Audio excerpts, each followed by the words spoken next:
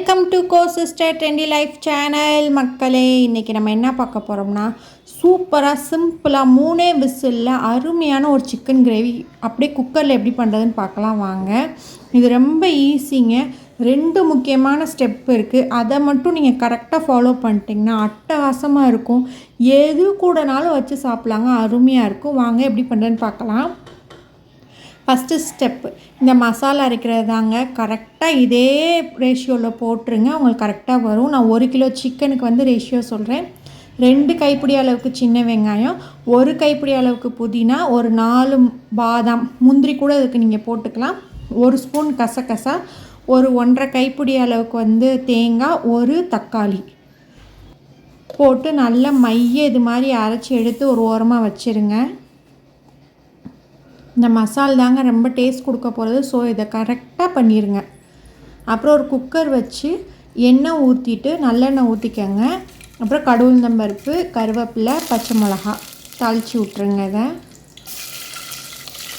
இப்போ நான் 1 கிலோ சிக்கனுக்கு வந்து பெரிய வெங்காயமாக ஒரு 3 வெங்காயம் கட் பண்ணி போட்டிருக்கேன். நான் இந்த வெங்காயத்தை வதக்குறது தாங்க நான் சொன்ன செகண்ட் ஸ்டெப். இது தாங்க ரொம்ப முக்கியமானது.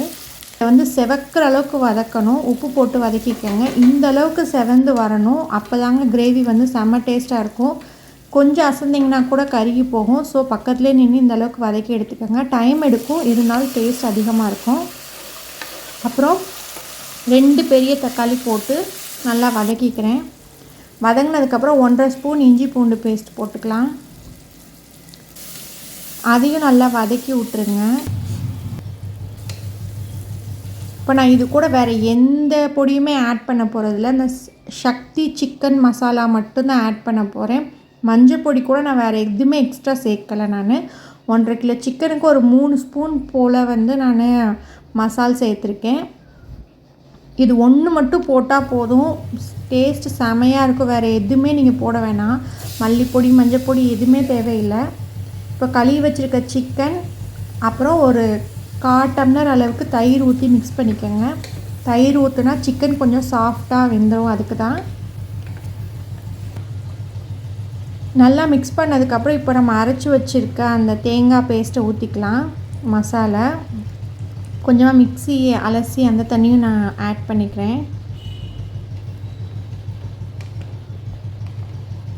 இப்போ இந்த பக்குவத்தில் வந்து நீங்கள் உப்பு உரப்பு பார்த்துக்கோங்க. பார்த்துட்டு தேவைப்பட்ட இன்னும் கொஞ்சம் மசால் பொடி, உப்பெல்லாம் ஆட் பண்ணிக்கலாம்.